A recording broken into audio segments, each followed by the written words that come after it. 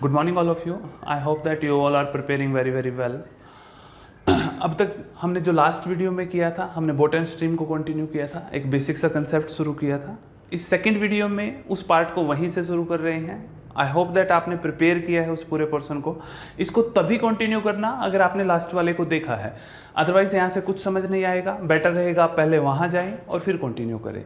जैसे ही session complete होगा आप प्रैक्टिस करते रहें। लास्ट वीडियो में भी हमने आप लोगों को बोला था कि आप कंटिन्यू प्रैक्टिस करें, और इस वीडियो में भी कह रहे हैं जैसे ही सेशन खत्म हो आप वैरायटी ऑफ क्वेश्चन प्रैक्टिस कर लें, जिस बुक से प्रैक्टिस करना है। और आपने डाउट भेजें भाई, लास्ट वीडियो के बाद भी डाउट्स नहीं आए हैं, बेयरली 1-2 स्टूडेंट ने ही डाउट भेजा है। तो जो डाउट सेशन बनाना चाहते हैं आप ही लोगों के लिए है। ऐसा नहीं है कि प्रिपेयर करोगे तो डाउट नहीं आएंगे, आप प्रिपेयर करेंगे तो डेफिनेटली डाउट आएंगे। हमें पता होता है भाई हर चीज़ का, 5 से 6 साल से यही देख रहे हैं हम लोग और कुछ कर नहीं रहे हैं।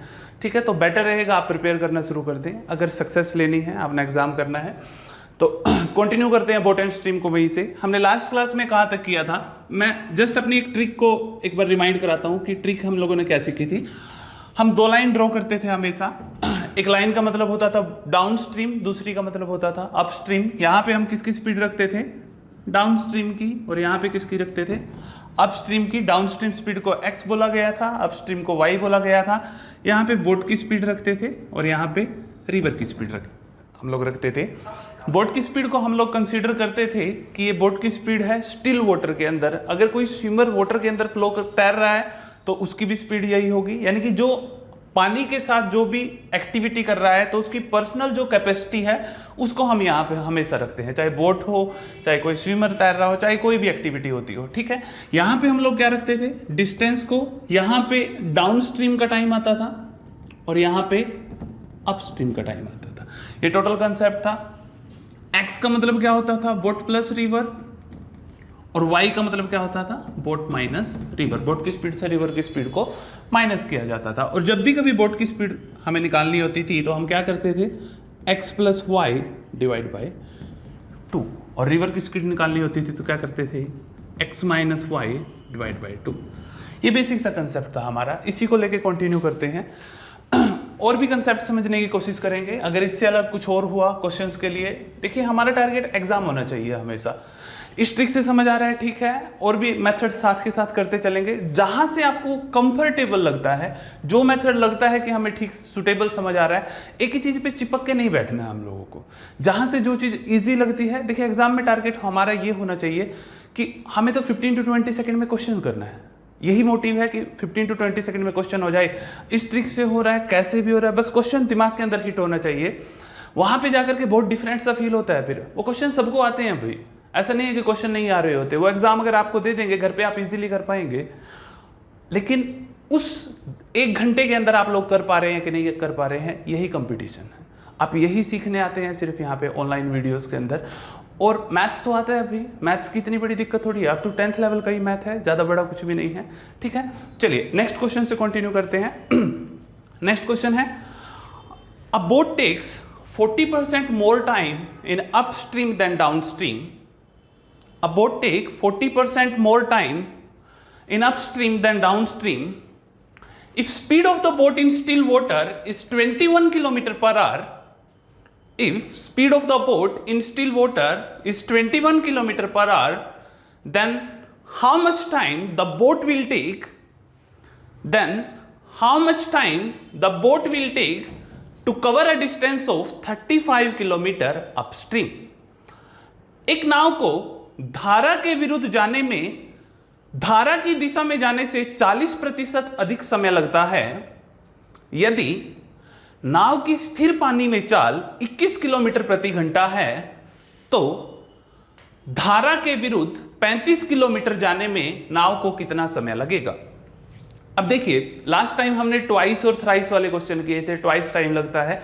अब उसी तरह का क्वेश्चन परसेंटेज में आ गया है, आपको थोड़ा सा परसेंटेज के कंसेप्ट को साथ में ऐड कर लेना है। क्वेश्चन क्या कह रहा है कि एक बोट को अपस्ट्रीम जाने में डाउनस्ट्रीम से 40% टाइम ज्यादा लगता है, तो हमें तो क्या करना है, सबसे पहले लाइन ड्रॉ करनी है। अब 40% ज्यादा टाइम लगता है, एक तो आप सिंपल रख लें, अगर डाउनस्ट्रीम में 100% टाइम लगता है तो 40 ज्यादा, यानी कि 100 तो लगा, साथ में 40 और लगा तो कितना लगा, 140% टाइम लगा है, ठीक है। या आप जब परसेंटेज कर लेंगे हमारे साथ तो आपको समझ आ जाएगा वो वाला 40% ज़्यादा की बात कर रहा है तो 40% की फ्रैक्शन बनती है भाई। अगर 40% की फ्रैक्शन बनाएं तो कितनी होती है 2/5। कुछ नहीं किया आपने, जस्ट परसेंटेज को हटा दिया है। परसेंटेज हटाएंगे तो डिवाइड बाय 100 होगा, 0 से 0 cancel and this is equal to 2/5।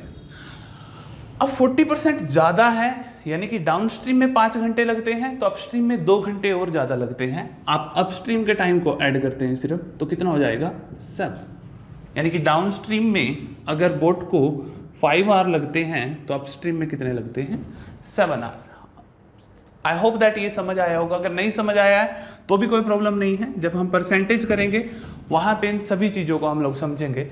फिलहाल यहाँ से समझ आ रहा है तो भी कोई दिक्कत नहीं है कि डाउनस्ट्रीम में अगर 100% टाइम लगता है तो अपस्ट्रीम में 140%। यहाँ से कैलकुलेट कर ले बच्चे आप, क्या हो जाएगा 0 से 0 कैंसिल, 2 5 जा और 2 7 जा, वही आ रहा है जो 5:7 आ रहा है वही यहाँ से कैलकुलेट हो रहा है। अगर डाउनस्ट्रीम में 5 घंटे लगते हैं तो अपस्ट्रीम में 7 घंटे लगते हैं। यानी कि डाउनस्ट्रीम और अपस्ट्रीम टाइम की रेशो 5:7 है तो स्पीड की रेशो क्या होगी, स्पीड की रेशो 7:5 हो जाएगी। एक बार ग्राफ को कंप्लीट करते हैं। 7 5 से कितना हो गया 35। अब जो बोट की स्पीड है वो कितनी होगी 7 + 5 डिवाइड बाई 2। 7 + 5 कितना होता है, that is equal to 12/2, that is equal to 6। मैं इसको डायरेक्ट 6 लेता हूं और वो कितना हो जाएगा 7 - 5 2/2, दैट इज इक्वल टू 1। ठीक है, यहां तक क्लियर है। अब देखिए ये ग्राफ कंप्लीट हुआ। सबसे पहले ये देखें आपको से पूछा क्या गया, आपको निकालना क्या है। उसने पूछा कि अपस्ट्रीम जाने में कितना डिस्टेंस, अपस्ट्रीम में 35 किलोमीटर डिस्टेंस जाने में कितना टाइम लगेगा। अपस्ट्रीम का टाइम तो यहाँ पे होता है, ये अपस्ट्रीम का टाइम आप लोगों से पूछा गया है। तो यहाँ पे तो रेशो दे रखा है अभी, एक्चुअल वैल्यू नहीं आई है अभी। हालांकि यहाँ पे भी 35 बन रहा है, आप कैलकुलेट कर सकते हैं। तो आपको हमेशा ध्यान रखना है आपसे पूछा क्या गया है तो इस वैल्यू को आपको निकालना है। अब जिस भी वैल्यू को आप जिससे मल्टीप्लाई करके जैसे भी करके आपको उस वैल्यू तक वहां तक पहुंचना है। अब आपको रियल में क्या गिवन है, आपको कहा कि बोट की स्पीड स्टिल वाटर के अंदर 21 है। एक नाव की स्थिर पानी में चाल 21 किलोमीटर प्रति घंटा है। तो स्थिर पानी की हमारी कितनी आ रही है, हमारी तो 6 आ रही है और क्वेश्चन कह रहा है कितनी 21। तो आप इसको कैसे भी करके 21 बनाएं भाई, जो भी करें आप इस 6 को 21 बना दें, या तो कुछ मल्टीपल आपको याद आ जाए। अगर कुछ समझ ना आए भाई, इसको 21 बनाने के लिए क्या करना है 21 से मल्टीप्लाई कर दो। अब 6 हटाना है तो 6 से डिवाइड कर दो, बस आपने इसको 21/6 से मल्टीप्लाई कर दिया। 6 से 6 कैंसिल हो जाएगा, बन गया 21। सिंपल सी बात है। अब जो अपस्ट्रीम का टाइम आपको निकालना है ये आता कैसे है बच्चे, आप जब इस डिस्टेंस को अपस्ट्रीम की स्पीड से डिवाइड करते हो तो ही ये टाइम आता है। यानी कि ये तो बाद में आएगा, पहले तो आपको ये स्पीड पता होनी चाहिए। ठीक है, अब जब अपस्ट्रीम की स्पीड निकालनी है, आपने देखा कि इसको 21 बनाने के लिए हमने 21/6 कर दिया, तो ये तो रेशो में 5 है, तो इसको भी किससे मल्टीप्लाई कर दे 21/6 से। तो कितना हो जाएगा 3 2 जा 3 7 जा, this is equal to 35/2 kilometre per hour. ठीक है, यही हो गया है वाई। तो बस निकाल देंगे, वाई की वैल्यू पुट करें और कुछ भी नहीं करना। ये किसके इक्वल हो गया 35/2 और इससे इस वैल्यू को इससे जब डिवाइड करेंगे तो क्या आएगा 35 से 35 कैंसिल हो जाएगा, 2r आएगा आपका निकल के 35/2। आपको पता है डिवाइड के नीचे जो डिवाइड होता है वो क्या हो जाता है रिवर्स हो जाता है आगे जा करके। तो क्या होगा 35 × 2/35 और 35 से 35 cancel, that is equal to 2r। ये आंसर है आपका। सीजीएल का क्वेश्चन है, सीजीएल प्रीवियस ईयर एग्जाम में क्वेश्चन आया है और काफ़ी इंपॉर्टेंट है। आप चीज़ों को समझते चलें। आपका टारगेट क्या होना चाहिए हमेशा कि जो वैल्यू पूछी गई है उसको देखें, जो रियल वैल्यू। एक बात समझना, हमेशा सब कुछ रेशो में चल रहा होता है क्वेश्चंस के अंदर, परसेंटेज में भी ऐसा होगा, रेशो में ऐसा होगा। आंसर हमेशा वहां से आएगा जहां एक रियल वैल्यू होगी। आपके पास पूरे क्वेश्चन में रियल वैल्यू सिर्फ 21 थी कि बोट स्टिल वाटर में 21 किलोमीटर प्रति घंटा से चल सकती है, ये रियल वैल्यू थी। बाकी परसेंटेज थी, रेशो थी, आंसर कहीं ना कहीं इससे जुड़ा है, ये वैल्यू कहीं ना कहीं उससे कंपेयर करके हमें आंसर निकालना है। ठीक है, उम्मीद करते हैं ये समझ आया होगा। अब थोड़ा सा एडवांस देखते हैं। ठीक है, ऐसी कैलकुलेशन हम लोग कर सकते हैं लेकिन इंस्पेक्टर इस तरह से नहीं सोचते हैं। जिनको इंस्पेक्टर बनना है कहीं ना कहीं एक स्टेप आगे समझना है उनको चीज़ों को। ठीक है, यहाँ समझ आ रहा है सबको? ठीक है, कोई बात नहीं। जिनको ये आगे वाली बात समझ आ रही है कोशिश करें इसको भी समझने की। देखिए, पिछली वीडियो में हमने क्या बात की थी आप लोगों से कि स्पीड की रेशो अगर a रेशो b है तो टाइम की रेशो क्या होती थी? b रेशो होती थी। यानी कि स्पीड का जो रिलेशन है टाइम का अपोजिट है। हमने रिलेशन भी इनवर्सली प्रोपोर्शनल बताया था। Speed inversely proportional to time होती है कि नहीं होती है? ठीक है, तो बस इस बात को जिसने ढंग से समझा था वो अभी समझे इस बात को। देखिए, जब आपने स्पीड को 21/6 से मल्टीप्लाई किया, 21 बनाने के लिए आपको निकालना क्या है? टाइम ही तो निकालना है भाई। ये वाली वैल्यू 35 सेटिस्फाई कर रही है, हमें नया कुछ दिखना ही नहीं। तो स्पीड को 21/6 से मल्टीप्लाई किया तो आप सीधा टाइम के पास पहुंचे। स्पीड और टाइम का रिलेशन कैसा होता है? अपोजिट होता है, उल्टा होता है। तो टाइम को उसको अपोजिट से मल्टीप्लाई कर दे, और अपोजिट क्या है? That is equal to 6/21। तो कितना हो जाएगा? 7 3s and that is equal to 2r। आपका आंसर है। नोट करें इसे। उम्मीद करते हैं समझ आया होगा बच्चों को।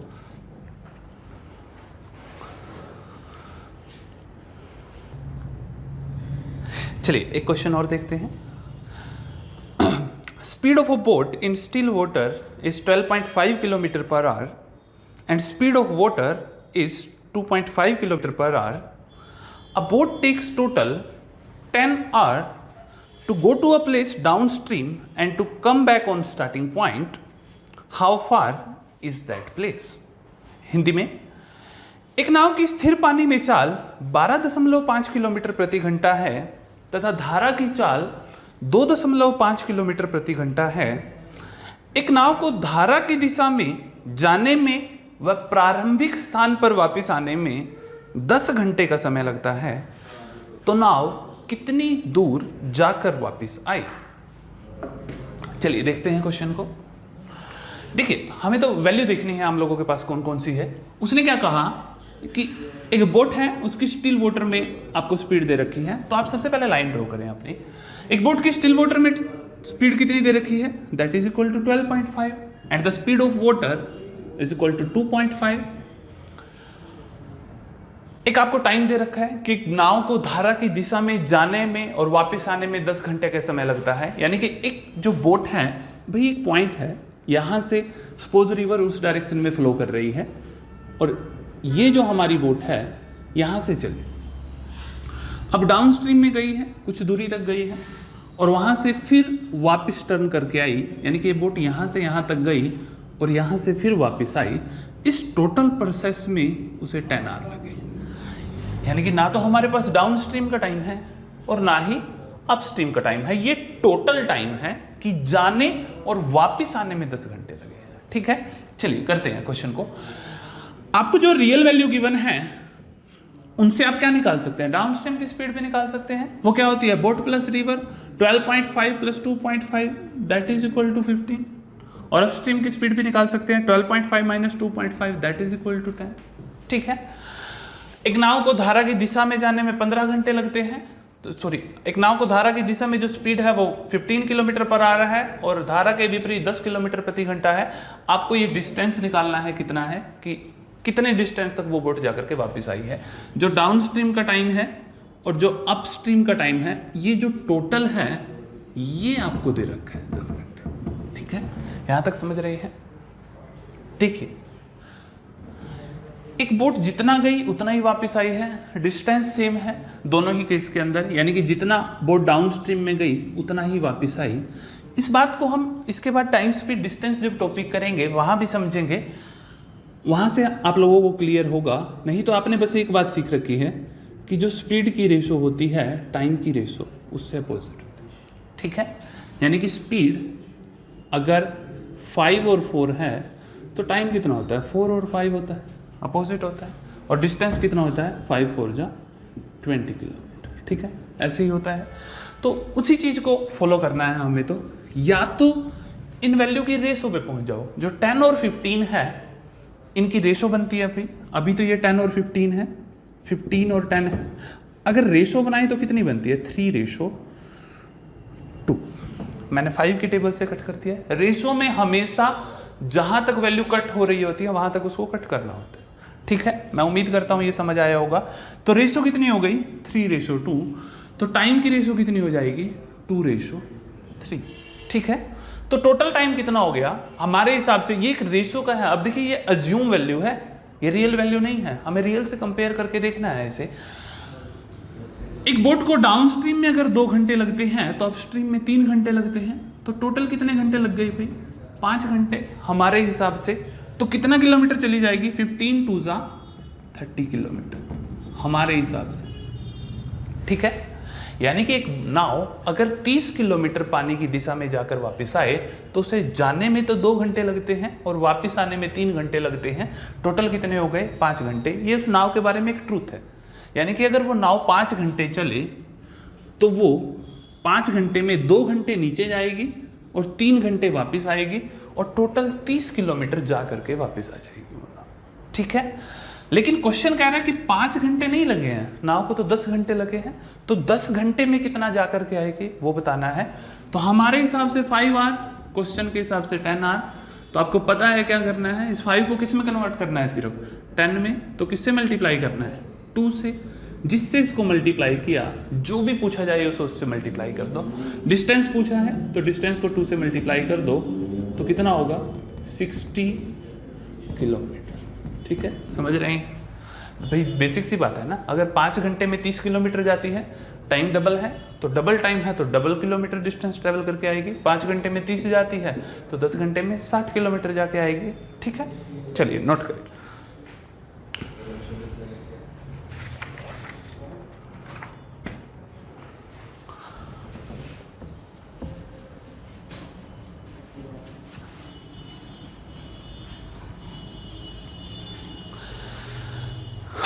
एक क्वेश्चन और देखते हैं, बिल्कुल इसी तरह का क्वेश्चन करते हैं ताकि क्लियर हो और भी ये concept. Speed of a boat in still water is 7.5 kilometre per hour and speed of water is 1.5 kilometre per hour. A boat takes total 50 minute to go to a place in downstream and come back on the starting point. How far is that place? Hindi में, एक नाव की स्थिर पानी में चाल 7.5 kilometre प्रति घंटा है और पानी की चाल 1.5 किलोमीटर प्रति घंटा है। एक नाव धारा की दिशा में जाने में और वापस प्रारंभिक बिंदु तक आने में 50 मिनट का समय लेती है, तो नाव कितनी दूर जाकर वापस आई? देखिए ऑलमोस्ट उसी तरह का क्वेश्चन है, बस जो टाइम है वो मिनट्स के अंदर है, ठीक है, जो थोड़ी सी कंफ्यूजन कर सकता है। आपको सेम करना है। बोट की स्पीड कितनी है? 7.5। वाटर की कितनी है? 1.5। ये कितना हो जाएगा? 9। और ये कितना हो जाएगा? 7.5 minus 1.5 that is equal to 6, ठीक है। तो रेशो कितनी है? 9:6। आप एक बार ग्राफ को कंप्लीट कर ले। उसने क्या कहा आपको? एक नाव को धारा की दिशा में जाने में और वापस आने में 50 मिनट लगते हैं। यानी कि कोई एक पॉइंट से डाउनस्ट्रीम गई होगी, यहाँ से नीचे जाने में और वहाँ से वापस आने में 50 मिनट लगे, वो टोटल टाइम दे रखा है। तो डाउनस्ट्रीम का टाइम प्लस अपस्ट्रीम का time that is equal to 50 minute. वो 50 मिनट आपको दे रखे हैं। आपका जो भी आएगा हमें नहीं पता, लेकिन हमारे पास 50 मिनट है, हमें उसको 50 मिनट में कन्वर्ट करना है, ठीक है।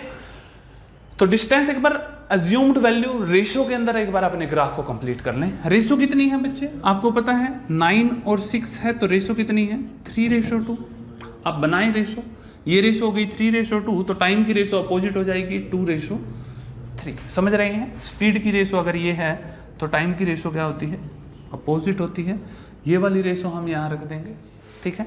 तो हमारे हिसाब से नीचे जाने में अगर 2 घंटे लगते हैं तो वापस आने में 3 घंटे लगते हैं। टोटल कितने घंटे लगते हैं? 5 घंटे। और डिस्टेंस बनाऊं तो कितना हो जाएगा? 9 2 18 किलोमीटर, ठीक है। अब हमारे हिसाब से 5 घंटे और क्वेश्चन कह रहा है 50 मिनट, दोनों वैल्यूज की जो मेजरमेंट यूनिट है वो अलग है। ये R है क्योंकि स्पीड भाई 7.5 किलोमीटर पर आवर थी, पर आवर, तो ये जो टाइम आएगा ये R के अंदर आएगा, घंटों के अंदर आएगा। और ये जो टाइम दे रखा है उसने आपको 50 मिनट दे रखा है, ठीक है। अब या तो इसको मिनट वाले को R में ले आओ या R वाले को मिनट में ले जाओ। R को मिनट में लेके जाओगे ज़्यादा कैलकुलेटिव लगेगा, वैल्यूज़ बड़ी होती चली जाएंगी। आप इसको 60 से मल्टीप्लाई कर दोगे, 1 घंटे में 60 मिनट होती है, टाइम बहुत कंज्यूम होगा।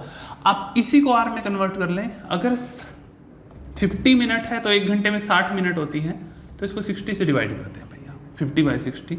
तो ये कितना हो जाएगा, आप इसको 50/60 करेंगे तो ये हो गया आपका 5/6। तो आप इसको 5 को क्या बनाना है, 5/6 बनाना है। तो आपको क्लियर दिख रहा है किससे मल्टीप्लाई करना है, 1/6 से मल्टीप्लाई करना है, बन गया 5/6। तो जिससे इसको मल्टीप्लाई किया, जो भी पूछा जाए उसको मल्टीप्लाई कर दें। आपसे डिस्टेंस पूछा गया है तो इसको 1/6 से मल्टीप्लाई करें, that is equal to 3 kilometre. This is your answer. Note करें।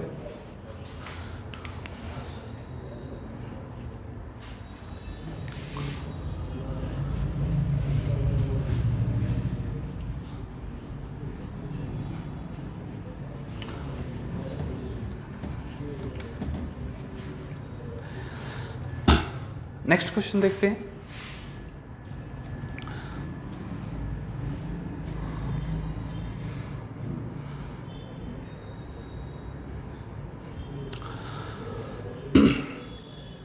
A boat takes total 19 hours for traveling downstream from point A to point B and coming back to a point C, which is midpoint of point A and B.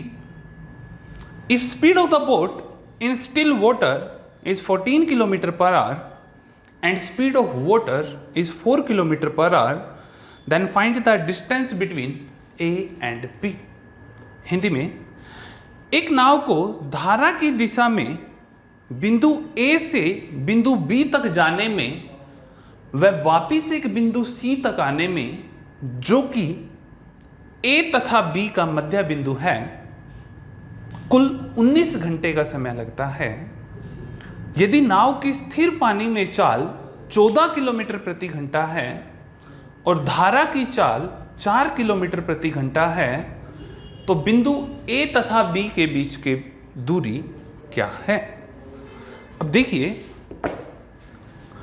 Question थोड़ा सा advance level का है, SSC exam में आया था। आपसे उसने क्या कहा कि एक नाव को धारा की दिशा में बिंदु A से, ये एक पॉइंट है A, और वो डाउन स्ट्रीम में गई, बिंदु A से बिंदु B तक जाने में a boat takes total 19 hour to go to a place from point A to point B and come back to a point C which is mid point of point A and B। एक नाव को बिंदु A से धारा की दिशा में B तक जाने में व वापिस एक बिंदु C तक आने में, जो कि A और B का मध्य बिंदु है। अब A और B का मध्य बिंदु है ऐसा बोला, तो यानी कि ये अगर 100 मीटर का डिस्टेंस था तो एग्जैक्ट 50 मीटर पे पॉइंट से इन दोनों के बीच में है। जितना डिस्टेंस ये है उतना ही वो है। तो एक नाव को यहां से यहां तक जाने में और यहां से वापिस C तक आने में कितने घंटे लगते हैं, 19 घंटे। ये टोटल 19 आवर, ठीक है। इस बार के क्वेश्चन में और पिछले क्वेश्चन में सिर्फ यही फर्क है भाई, जो ये नाव है ये वापस स्टार्टिंग पॉइंट तक नहीं आई है, ठीक है। ये सिर्फ कहां तक आई है, मिड पॉइंट तक आई है। आप मिड पॉइंट तक इसको कंज्यूम करेंगे, ठीक है। या तो ग्राफ से करें या आप बेसिक से भी कर सकते हैं, दोनों में कोई प्रॉब्लम नहीं है। चलिए इस क्वेश्चन को हम बेसिक से भी कराएंगे, आपको बेसिक से भी समझ लेना कि क्या होता है, ठीक है। चलिए पहले ग्राफ से देखते हैं। देखो आपको क्या करना है, ग्राफ ड्रॉ करना है। जो वैल्यू है वो रखें। बोट की स्पीड 14, वाटर की 4, 14 + 4 that is equal to 18 and this is equal to 14 - 4 this is equal to 10। या तो एक बार ग्राफ कंप्लीट कर लो आप अपने हिसाब से। रेशो कितनी बन रही है आप देख रहे हैं, 18 और 10, 18 और 10। स्पीड की रेशो कितनी हो गई, 9:5। तो टाइम की रेशो क्या हो जाएगी, 5:9। तो ये कितना हो गया, 5:9। ठीक है, और कितना हो गया 18 5 से कर लो या 10 9 से कर लो, तो that is equal to 90 kilometre. ठीक है, बस ये पीछे वाला बन गया है। एक नाव को धारा की दिशा में अगर 5 घंटे जाए और वापस 9 घंटे आए तो 90 किलोमीटर जाके आ सकती है, लेकिन इस बार वापस मिड पॉइंट तक आई है, बीच तक आई है। अब जब एक नाव को यहाँ से यहाँ तक वापस आने में 9 घंटे लगते हैं तो बीच तक आने में आधा टाइम लगता होगा भाई, बात समझ रहे हैं ना। जाने में तो 5 घंटे लगे हैं, कोई दिक्कत नहीं है, वापस आने में कितने लगते हैं 9 घंटे हमारे हिसाब से, टोटल वापस आए तो, लेकिन बीच तक आई है तो वापस टोटल 9 है, तो मिड तक आधा हो गया तो 4.5 होंगे भाई, 9 का आधा, समझ रहे हैं। ठीक है, यहां तक अगर 9 घंटे हैं तो बीच तक 4.5, 9 घंटे से आधे होंगे, तो जाने में 5 घंटे लगे तो वापस आने में 4.5 लगे, तो टोटल कितना हो गया।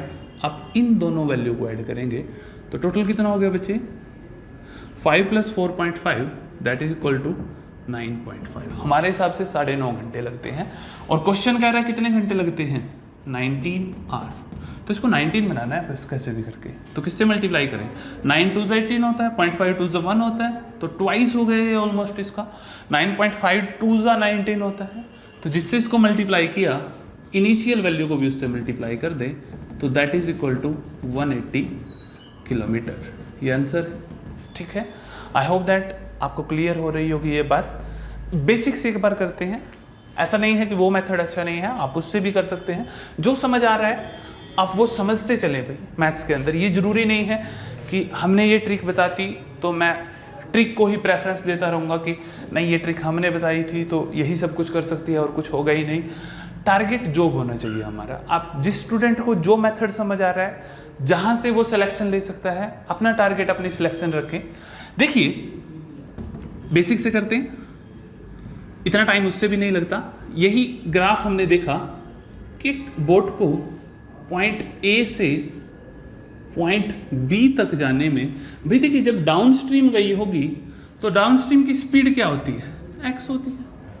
ठीक है, वो कितनी है 18 है, डाउन स्ट्रीम में 14 + 4 करना पड़ेगा हमें, 14 + 4 that is equal to 18 kilometre per hour. Downstream में कितना टाइम लगा हमें नहीं पता, लेकिन ये एक डिस्टेंस गई है, यहां से यहां तक के डिस्टेंस को मैं d बोल देता हूं, हमें नहीं पता क्योंकि यही निकालना है। अगर d की वैल्यू आ गई तो आंसर आ जाएगा हमारा, हमने डिस्टेंस को d अज्यूम कर लिया तो d की वैल्यू की तरफ हमें आगे बढ़ना है। एक बोट a से b तक गई और b से वापस एक पॉइंट c तक आई, जब यहां से यहां तक वापस आई होगी तो वापस आते हुए स्पीड क्या रही होगी y रही होगी, जाते हुए अगर स्पीड x है तो वापस आते हुए y है, अपस्ट्रीम की स्पीड को y बोलते हैं हम लोग, वो क्या होती है बोट माइनस रियो। ठीक है, तो कितना हो जाएगा 14 - 4 that is equal to 10 kilometre per hour. ठीक है, यहां तक समझ है। अब गई d डिस्टेंस है, वापस d से आधा ही है, यानी कि d/2, जो डिस्टेंस वापस आते हुए ट्रेवल हुआ वो क्या हुआ d/2। क्लियर है यहां तक। तो टोटल टाइम हमारे पास 10 घंटे है। आपने बेसिक फॉर्मूले सीखे थे, डिस्टेंस किसके इक्वल होता है speed into time, speed is equal to distance upon time and time is equal to distance upon speed. ठीक है, तो टाइम किसके इक्वल होता है डिस्टेंस अपॉन स्पीड। आप इस फॉर्मूले को अप्लाई करना शुरू करें इसके अंदर, जैसे भी करके आपसे पुट होता है। देखिए जाते हुए डिस्टेंस ट्रेवल हुआ d डिस्टेंस और 18 की स्पीड से, तो distance upon speed that is equal to time. तो जाने का जो टाइम था वो कितना था d/18, मैं ऐसा बोल सकता हूँ, टाइम का फॉर्मूला मैंने अप्लाई किया है that is distance upon speed. तो जाते हुए d डिस्टेंस गई 18 की स्पीड से, d/18, तो ये जाने का टाइम हो गया। वापिस आते हुए d/2 डिस्टेंस आई 10 की स्पीड से, यानी कि इस डिस्टेंस को अगर इस स्पीड से डिवाइड कर दे तो वापस आने का टाइम हो जाएगा। तो इसमें अगर मैं वापस आने का टाइम ऐड कर दूं तो डिस्टेंस हो गया d/2 और स्पीड हो गई 10, तो ये वापस आने का टाइम हो गया। ये जाने प्लस आने का टाइम किसके इक्वल है 10 घंटे के, बोल सकते हैं कि नहीं बोल सकते हैं। ठीक है, तो सोल्व करना है भाई सिर्फ इसको, आप इसको सोल्व करेंगे तो d की वैल्यू आएगी और कुछ नहीं होगा। तो देखें d/18 प्लस d/20, ये 2 डिवाइड में आ जाएगा that is equal to 10। LCM ले लें तो कितना हो जाएगा that is equal to 180, 9d plus this is equal to 10d plus 9d that is equal to 10, 10 plus 9 19d upon 180 that is equal to 10 and d is equal to 10 into 180 upon 90। Error हो गई है कुछ?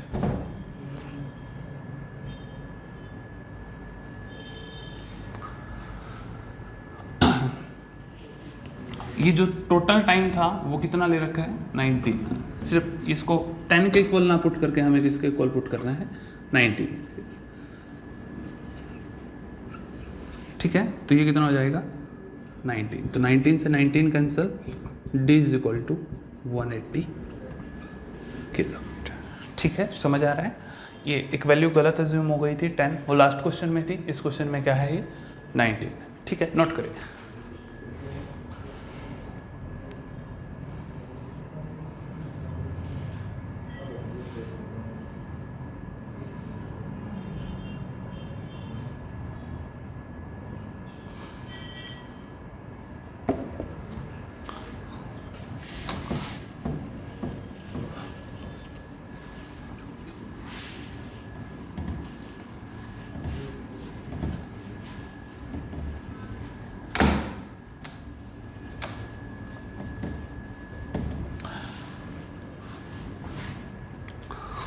चलिए next question देखते हैं।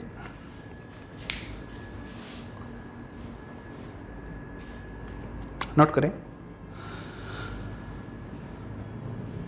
A boat travels 3 hours downstream and 3 hours upstream, and in this process it covers 12 kilometers. If speed of the current is 1 kilometer per hour, then how much it will take more to reach on starting point? Hindi में, एक नाव 3 घंटे धारा की दिशा में व 3 घंटे धारा के विरुद्ध चलती है। इस प्रक्रिया में वह 12 किलोमीटर की दूरी तय करती है।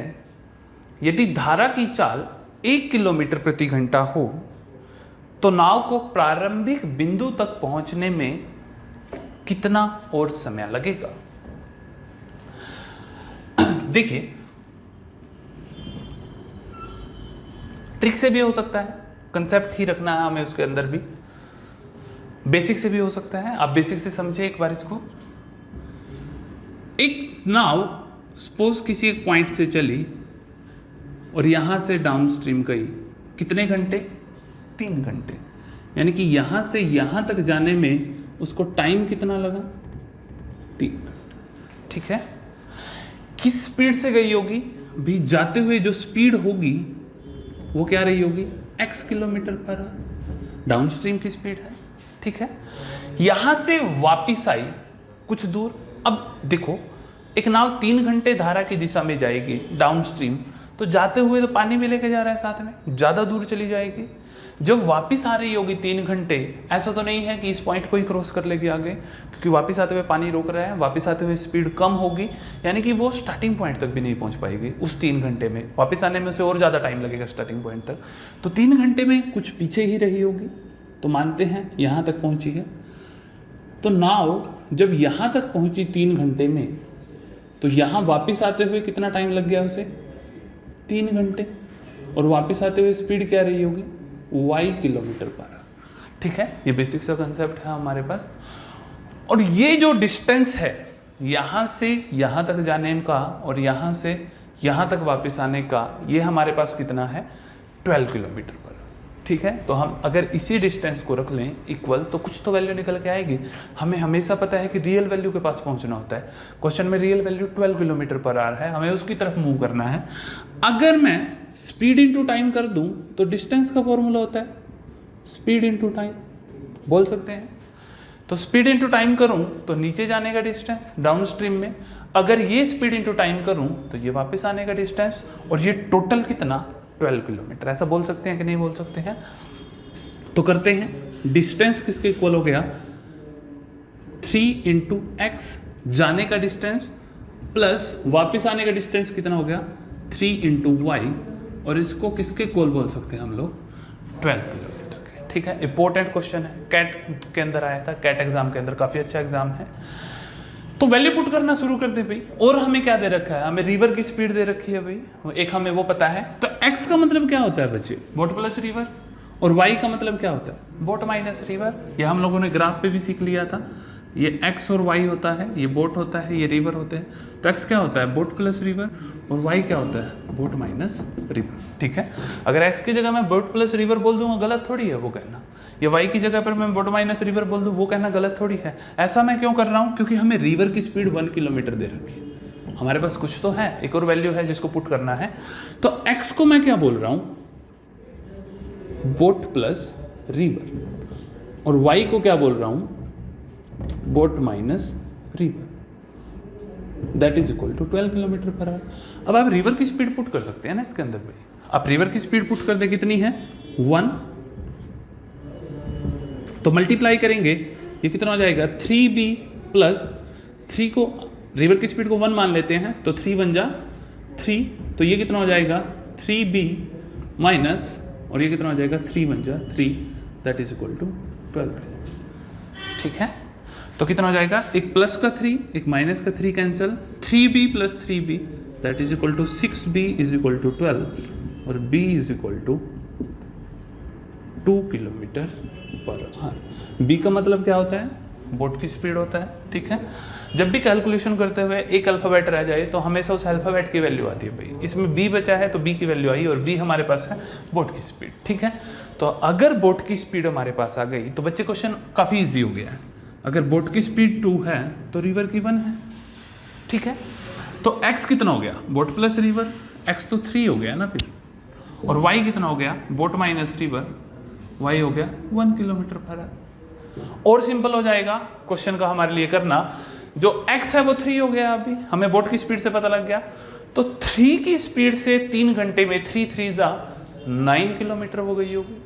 ठीक है, समझ आ रहा है। मैं इस क्वेश्चन को जो फर्दर कंटिन्यू कर रहा हूं इधर वाले पोर्शन में करता हूं। आपके पास कुछ वैल्यूज अवेलेबल हैं, आप यहां से डाउन स्ट्रीम में जाते हुए x कितना हो गया 2 + 1 that is equal to 3 kilometre per hour, और टाइम कितना लिया था 3 घंटे, तो डिस्टेंस कितना ट्रेवल किया 3 × 3 9 किलोमीटर। तो हमें ये पता लग गया कि यहां से यहां तक 9 किलोमीटर। समझ आ रहा है ना। ठीक है, अब यहां से यहां तक जब वापस आई बोट, आने में 3 घंटे लिए, आप y की वैल्यू भी निकाल सकते हैं। बोट की स्पीड 2 है, रिवर की 1 है, तो 2 - 1 वापस आते हुए 1 की स्पीड, तो 3 घंटे में 1 किलोमीटर प्रति घंटा से आई, 3 बन जा 3 किलोमीटर वापस आ गई होगी। समझ सकते हैं ना। तो वापस जिस पॉइंट तक आई वहां तक आते हुए टाइम लिया 3 घंटे, और y कितना है 1, तो डिस्टेंस कितना ट्रेवल किया 3 × 1 that is equal to 3 kilometre. Clear है ना यहाँ तक। तो ये जो डिस्टेंस है वो 3 किलोमीटर।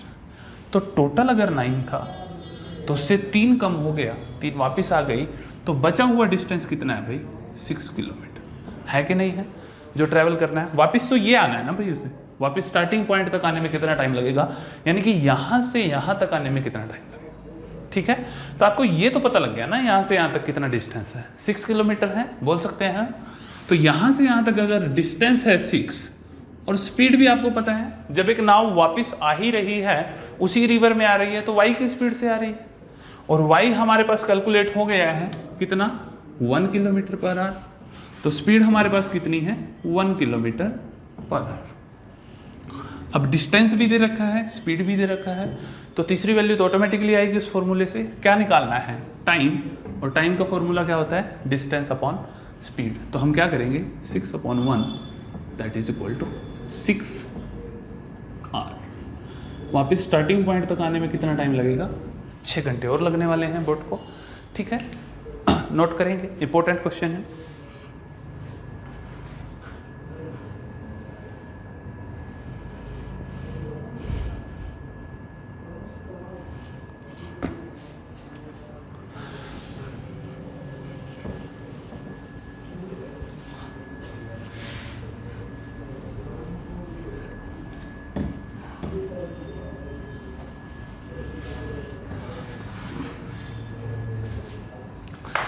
चलिए नेक्स्ट क्वेश्चन देखते हैं।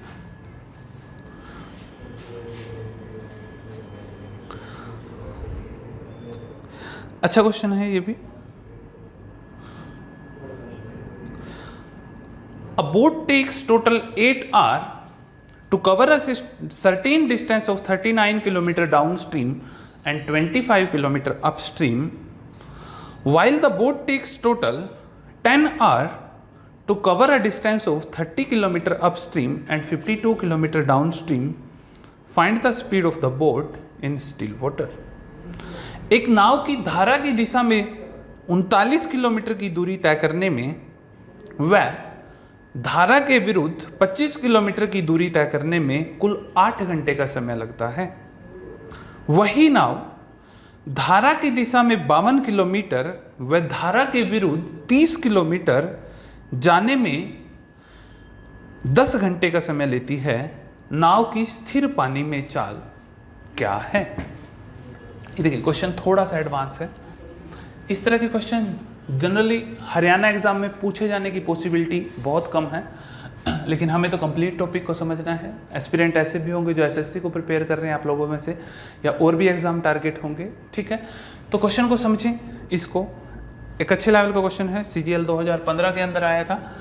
देखिए आपको दो सिचुएशंस दे रखे हैं। ये क्वेश्चन ग्राफ से नहीं होगा भाई, इस तरह के क्वेश्चन नहीं हो पाएंगे ग्राफ से, बेसिक ही देखना पड़ेगा इसके अंदर। और जो पॉसिबल सी ट्रिक बन सकती है वो उसको समझने की कोशिश करते हैं। इजीली हो जाता है ये क्वेश्चन भी, 15 से 20 सेकंड में हो जाएगा अगर एक बार आपने देख रखा होगा। क्वेश्चन ने आपको क्या कहा कि एक बोट को डाउन स्ट्रीम में 39 किलोमीटर जाने में और अपस्ट्रीम में 25 किलोमीटर आने में कितना टाइम लगता है? 8 घंटे। उसी बोट को डाउन स्ट्रीम 52 किलोमीटर जाने में और अपस्ट्रीम में 30 किलोमीटर आने में कितना टाइम लगता है? 10 आवर। ये दो सिचुएशंस दे रखी है। रियल मैथमेटिकली टर्म से देखूं तो ये दो इक्वेशन बना करके हमें कट करनी है, इक्वेशन सोल्व करनी है टोटली। वो बताते हैं कैसे।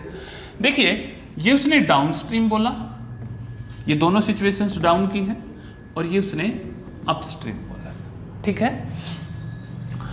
एक डिस्टेंस को हमें टाइम के इक्वल पहुंचने की कोशिश करनी है, और टाइम किसके इक्वल होता है भाई? डिस्टेंस अपॉन स्पीड होती है कि नहीं होती? ठीक है। तो अगर मैं इस डिस्टेंस को एक स्पीड से डिवाइड कर दूं तो ये टाइम में कन्वर्ट हो जाएगा कि नहीं हो जाएगा? ठीक है। तो डाउन स्ट्रीम है चूंकि ये, तो डाउन स्ट्रीम की स्पीड क्या होती है? x होती है। तो डिस्टेंस अपॉन स्पीड क्या हो गया? टाइम। और अपस्ट्रीम की स्पीड क्या होती है? y। तो डिस्टेंस अपॉन स्पीड क्या हो गया? टाइम।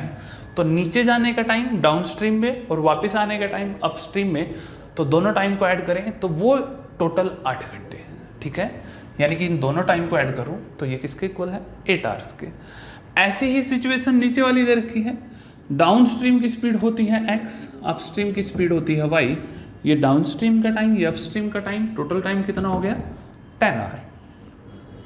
तो ये दो सिचुएशन बनी हमारे पास। हमें क्या बताना है?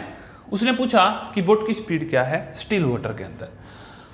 अगर हमारे पास डाउन स्ट्रीम स्पीड आ जाए तो इसके अंदर बोट की स्पीड इंक्लूड होगी भाई, जिसमें रिवर भी ऐड हो रखा होगा। और अपस्ट्रीम स्पीड आ जाए इससे बोट की स्पीड से रिवर की स्पीड माइनस हो रखी होगी। ये दोनों वैल्यू मिलते ही हम कैलकुलेट इजीली कर सकते हैं, ठीक है। हालांकि अब इन इक्वेशन को इक्वल करके सोल्व करके कट किया जाता है। आप ऐसा ना करें, आप क्या करें वो समझे। जो ये x है डाउनस्ट्रीम स्पीड है, आप इस सिचुएशन को पॉसिबल ऑप्शन से सेटिस्फाई कराने की कोशिश करें। एक या दो ऑप्शन से ये इजीली सेटिस्फाई हो जाता है। स्टेटमेंट सोल्व करने से तो बहुत बेहतर है ऐसे करना। अगर नहीं होता फिर छोड़ देना भाई क्वेश्चन को, पहले बाकी क्वेश्चन करके आ जाना। कैलकुलेटिव है, ऐसा नहीं है क्वेश्चन नहीं आता है, क्वेश्चन आपको आता है, बस कैलकुलेटिव है, टाइम वेस्ट कराएगा। एग्जाम में टाइम बचे तो क्वेश्चन करें, अदरवाइज इस तरह के क्वेश्चन ही होते हैं जिनको स्किप करना होता है। फिर एग्जाम सभी क्वेश्चन नहीं करने होते हैं, एसएससी के अंदर, बैंकिंग के अंदर। हरियाणा वालों को तो करने हैं, हरियाणा में तो टाइम बहुत है, उसी पेपर को आप उस टाइम में 2 से 3 बार कर सकते हैं, इतना टाइम होता है एग्जाम में।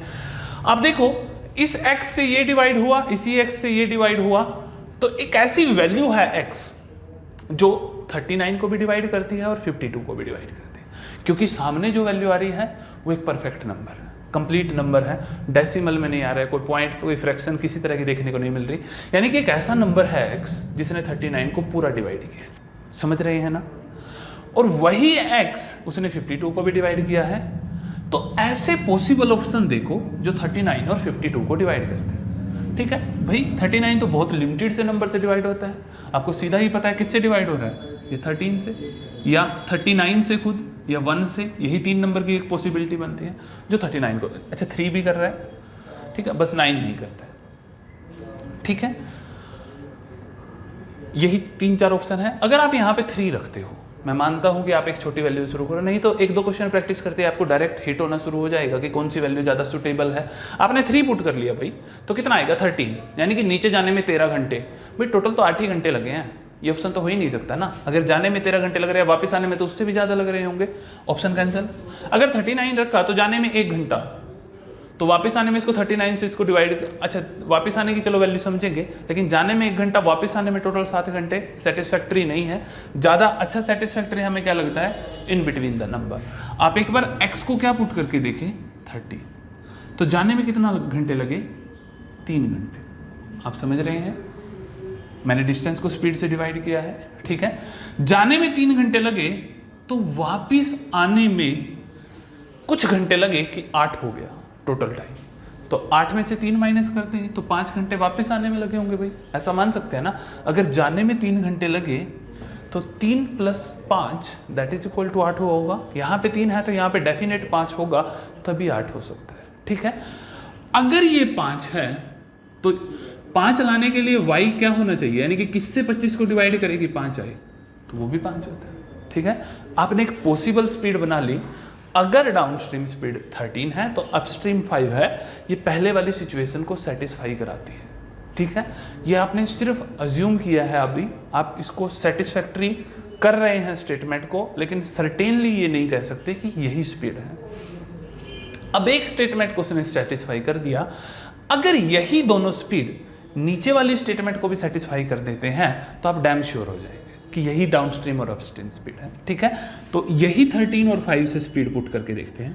अगर डाउनस्ट्रीम स्पीड 13 है और अपस्ट्रीम 5 है तो ये कितना आएगा, 4 घंटे, और ये कितना आएगा 6 घंटे। तो जाने में 4 घंटे लगे, वापस आने में 6 घंटे लगे, तो टोटल कितने घंटे लगे भाई, 4 + 6 that is equal to 10 hour. Satisfy करा रहा है। अगर दोनों स्टेटमेंट में बच्चे सेटिस्फाई हो रहा है तो डेफिनेटली यही स्पीड है। आप सर्टेनली इसको ले सकते हैं कि डाउनस्ट्रीम स्पीड 13 है और अपस्ट्रीम 5 है। जो पूछा जाए अब तो पता है ना आपको, बोट की स्पीड पूछी तो कितना हो जाएगा, 13 + 5 that is equal divide by 2, 13 + 5 that is equal to 18/2, 9 kilometre. Clear है, ये आंसर है आप लोगों का। रिवर की पूछते तो 13 - 5 करके आप लोग कंटिन्यू करते, नोट करेंगे। और एक क्वेश्चन और देखेंगे फिर इसी तरह का, ताकि थोड़ा और अच्छे से क्लियर हो आप लोगों को। टॉपिक कंप्लीट होने जा रहा है भाई अभी ये, इसमें कुछ ही क्वेश्चन बचे होंगे जो वैरायटीज़ हैं, हम हर एक पॉसिबल टाइप को करने की कोशिश कर रहे हैं। इससे ज़्यादा क्वेश्चन नहीं पूछे जाते हैं एग्जाम में। आप प्रैक्टिस करें, जिस भी बुक से आप चाहें उससे प्रैक्टिस कर लें। जो भी डाउट हो, हम फिर कह रहे हैं आप भेजें उन डाउट को। डाउट आएंगे तभी एक्सप्लेन करके आपको बता पाएंगे कि ये क्वेश्चन किस तरह से हुआ। अभी तो हम कोशिश कर रहे हैं कि वीडियो सेशन उसके ऊपर करें। अभी टाइम है, हमारे पास भी अच्छा खासा टाइम है, जॉब से जैसे भी करके निकाल पा रहे हैं। पॉसिबल आगे कम टाइम हो सकता है भाई, और इस टाइम को जितना यूटिलाइज कर सके उतना अच्छा है आप लोगों के लिए, कि जितना आप लोगों को हम लोग सिलेबस करवा पाएँ। तो करते रहें भाई आप लोग। चलिए क्वेश्चन और देखते हैं, बिल्कुल सेम कंसेप्ट पे करते हैं। A boat takes total 6 hours to cover a certain distance of 36 km downstream and 24 km upstream, while the boat takes total 6.5 hours to cover a distance of 36 km upstream and 24 km downstream. Find the speed of the boat in still water. Hindi में, एक नाव धारा की दिशा में 36 kilometre वैधारा के विरुद्ध 24 kilometre जाने में कुल 6 घंटे का समय लेती है। वही नाव धारा की दिशा में 24 किलोमीटर वैधारा के विरुद्ध 36 किलोमीटर जाने में 6.5 घंटे का समय लेती है। नाव की स्थिर पानी में चाल क्या है। ऑलमोस्ट सेम है क्वेश्चन, कोई फर्क नहीं है दोनों क्वेश्चन में। उसने आपसे कहा कि डाउनस्ट्रीम में कितना डिस्टेंस ट्रेवल करती है 36, और अपस्ट्रीम में कितना डिस्टेंस ट्रेवल करती है 24, तो उसको टाइम लगता है 6 आवर। ठीक है। दूसरी सिचुएशन क्या कहता है कि डाउनस्ट्रीम में 24 और अपस्ट्रीम में 36 डिस्टेंस ट्रैवल करने में उसको लगते हैं 6.5 आवर। ठीक है, ये दो आपको सिचुएशन मिली, तो आपको तो पॉसिबल ऑप्शन देखने हैं। 36 किससे डिवाइड हो रहा है? x से, और ये y से। Distance upon speed that is equal to time, distance upon speed that is equal to time, and total time is equal to 6 hour. वही बात नीचे वाली स्टेटमेंट में हमने तो पुट करनी है। ठीक है, अब एक पॉसिबल सॉल्यूशन, x तो दोनों जगह सेम होगा ना, एक पॉसिबल नंबर जो 24 और 36 दोनों को डिवाइड करे, एक मिड रेंज के नंबर की तरफ जाया करे, ज़्यादा डिफरेंट से नंबर पे आपको जाने की जरूरत नहीं है। ठीक है, अच्छा वो एक ऐसा नंबर होगा जो इसको कंप्लीट डिवाइड करेगा, क्योंकि ऊपर वाला नंबर जो है वो कंप्लीट नंबर है, नीचे वाले में फ्रैक्शन आ सकती है कहीं ना कहीं, लेकिन आपको एक बार ऊपर वाली सिचुएशन को सेटिस्फाई कराना है। ठीक है, और x वाला नंबर y से बड़ा होता है, आपको ये भी पता है, क्योंकि डाउनस्ट्रीम स्पीड अपस्ट्रीम से तो ज़्यादा होती है ना। ठीक है, तो करते हैं इसको। अगर मैं एक पॉसिबल सॉल्यूशन लूं तो 36 और 24 को क्या क्या डिवाइड करते हैं? तो 12 करता है, 12 2 24, 12 3 36। ठीक है, दूसरा और क्या करता है? 6 करता है। ठीक है, और क्या कर सकता है? 18 2 36 करता है, 24 पे तो नहीं करता। तो मिड रेंज के ये दो नंबर है, ना तो सबसे छोटे नंबर की तरफ जाए ना सबसे बड़े के। 8 3 24, 8 4 32, 8 नहीं होता। ठीक है, तो ये दो नंबर है।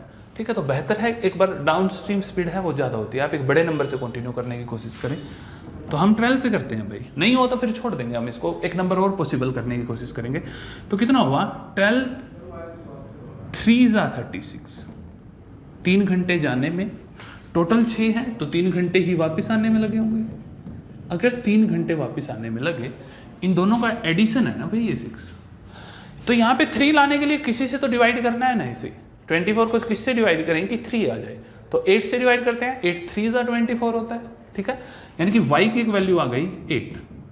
मैं उम्मीद कर रहा हूं कि आपको ये बात समझ आई है। अगर नहीं समझ आती है तो कमेंट सेक्शन में बताना या डाउट में भेजना इस क्वेश्चन को। फिर से डाउट सेशन में इस तरह के 1-2 क्वेश्चन और कर लेंगे हम लोग, ताकि आपको और क्लियर हो जाए। तो डाउनस्ट्रीम स्पीड बनी 12, अपस्ट्रीम स्पीड बनी 8। नीचे वाली को अगर सेटिस्फाई कर दिया, ऊपर वाली सिचुएशन तो सेटिस्फाई हो गया, नीचे वाली सिचुएशन को अगर इसने सेटिस्फाई कर दिया तो डेफिनेटली ये स्पीड है, और हम आगे बढ़ेंगे क्वेश्चन के साथ। डाउनस्ट्रीम स्पीड है 12, तो जाने में कितने घंटे लगे? 2 घंटे। अपस्ट्रीम स्पीड कितनी है? 8। अब इसको 8 से डिवाइड करते हैं तो 8 3 32 होता है, यानी कि ये कंप्लीट डिवाइड नहीं हो रहा, और हमें भी कंप्लीट डिवाइड चाहिए ही नहीं। तो पॉसिबिलिटी लग रही है कि हम आंसर की तरफ जाते हैं। अगर बच्चे ऐसा होता है यहाँ पे कंप्लीट डिवाइड होता और वो डेसिमल में है, यही छोड़ दो, फिर पूरा चेक करने की जरूरत नहीं है। आपको पता है भाई, आपका तो एक परफेक्ट नंबर आ गया है कंप्लीट, और वो डेसिमल में है, तो ये ऑप्शन नहीं है, फिर कुछ और देखना है। ठीक है, तो डिवाइड करते हैं तो कितना आएगा? 8 3 24 होता है, 8 4 करना पड़ेगा, 8 4 32, 4 8 5 40, 4.5। ठीक है, and 4.5 plus 2 that is equal to 6.5। ये सिचुएशन भी सेटिस्फाई हो रही है। तो दोनों सिचुएशंस को सेटिस्फाई कौन सी वैल्यू कर रही है? 8 एंड 12। तो पुट करें भाई, 12 और 8 निकाल लें भाई, जो भी निकालना है। तो कितना हो जाएगा? 12 plus 8 divide by 2 that is equal to 20/2 is equal to 10 km/h। Answer है आपका, नोट करें।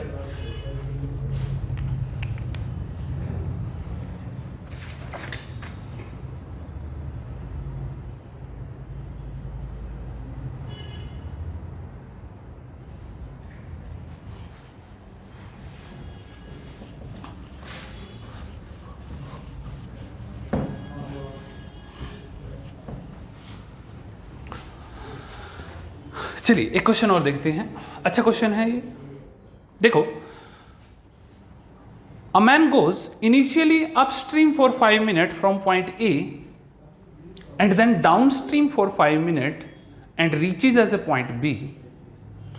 If the distance between point A and B is 100 metre, then find the speed of the river in km/h। Hindi में, एक व्यक्ति प्रारंभ में बिंदु ए से धारा के विरुद्ध चलता है और 5 मिनट धारा के विरुद्ध तैरने के बाद तुरंत 5 मिनट धारा की दिशा में तैरना शुरू करता है और तैरते हुए एक बिंदु बी पर पहुंचता है। यदि बिंदु A और B के बीच की दूरी 100 मीटर है तो धारा की चाल किलोमीटर प्रति घंटा में क्या है? चलिए देखते हैं। क्वेश्चन ने आपको क्या कहा कि एक व्यक्ति है, स्टार्टिंग में 5 मिनट के लिए धारा के विरुद्ध चलता है।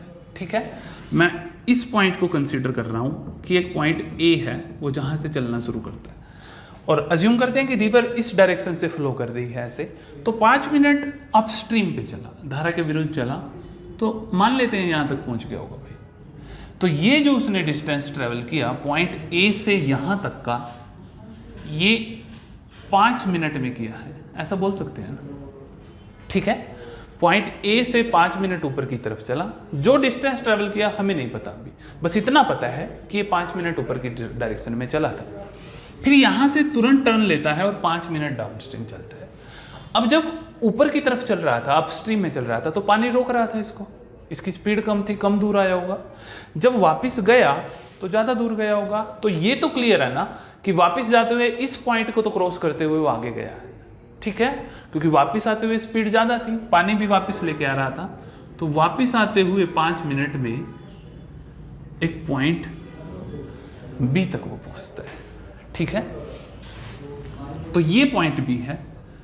यहां से जब वो यहां गया तो यहां से यहां तक जाने में उसे 5 मिनट लगते हैं, ये हम बोल सकते हैं। ठीक है, एक व्यक्ति 5 मिनट धारा के विरुद्ध चलता है और उसके बाद तुरंत 5 मिनट धारा की दिशा में चलता है। सिर्फ उस बात को हमने कंप्लीट किया है। उसके बाद उसने क्या कहा कि बिंदु A और B के बीच की दूरी कितनी है? 100 मीटर। तो जो ये पॉइंट A और B है, इन दोनों का डिस्टेंस 100 मीटर है। तो हमें क्या बतानी है? पूछा क्या है उसने? स्पीड ऑफ रिवर बतानी है, और किसमें? Kilometre per our. तो डिस्टेंस होना चाहिए किलोमीटर में और टाइम होना चाहिए घंटों में। यहां क्वेश्चन में टाइम चल रहा है मिनट में और डिस्टेंस चल रहा है मीटर में। तो जो भी स्पीड आएगी वो मीटर पर मिनट में आएगी। तो हमें उसको आर में बाद में कन्वर्ट करना होगा, बाद में देखेंगे। पहले एक बार हम अपने आंसर की तरफ मूव करते हैं। तो क्या पॉसिबिलिटी बन सकती है अभी?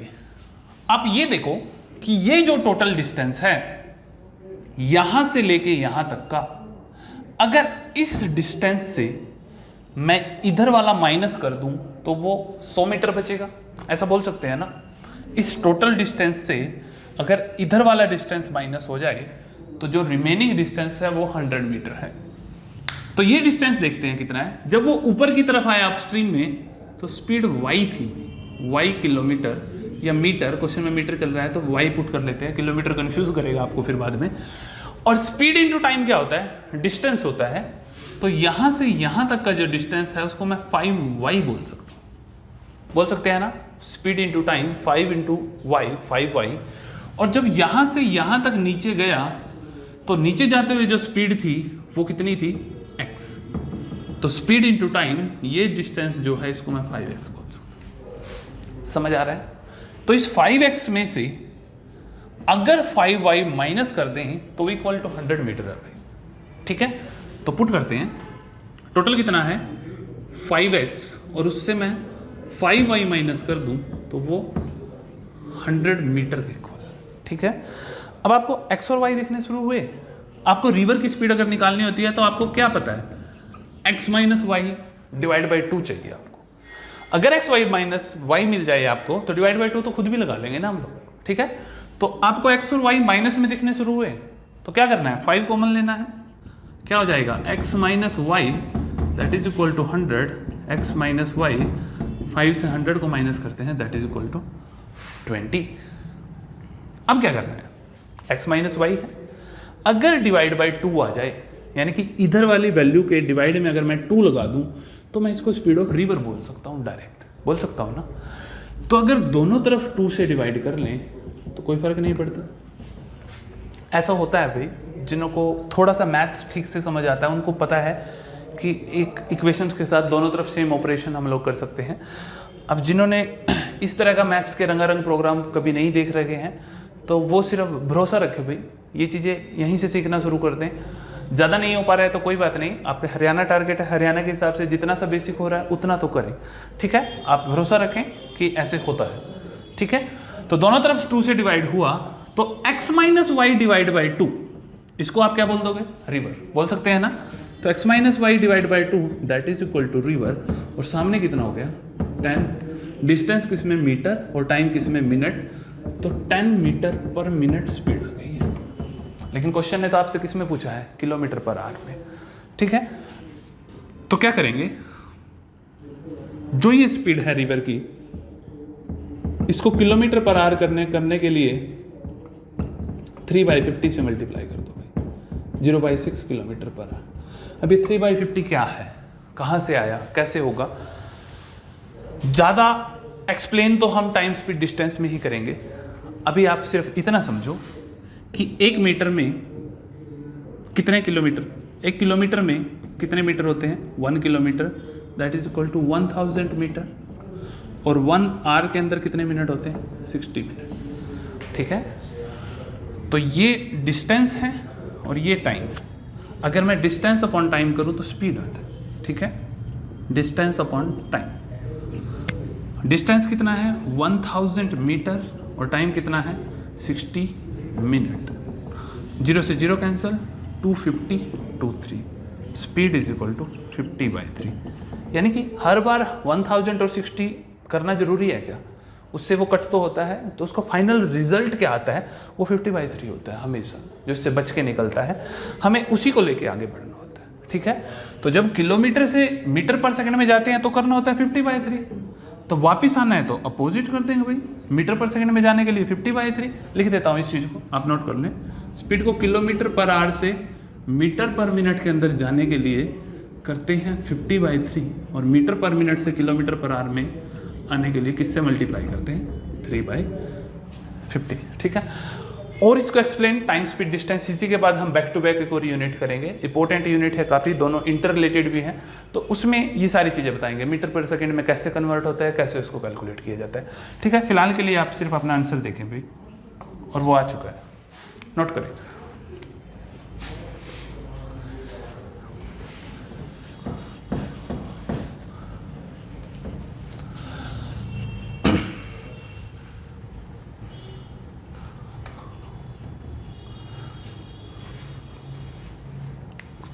तो यहीं पे कंप्लीट होता है हमारा time speed and distance topic. और भी जितने क्वेश्चन आप लोगों को करने हैं आप लोग उनको प्रिपेयर करें। आज का सेशन यहीं कंप्लीट करते हैं। तो ये दोनों 2 सेशन हो गए हैं, फर्स्ट सेशन और सेकंड सेशन। सेकंड सेशन को हमेशा फर्स्ट के बाद ही देखना। जितने भी डाउट हो आप भेजें, हम वेट कर रहे हैं भाई उन डाउट की, और कोशिश करते हैं एक वीडियो आप लोगों को इसके ऊपर देखें, ठीक है। चलिए, all the best, God bless you.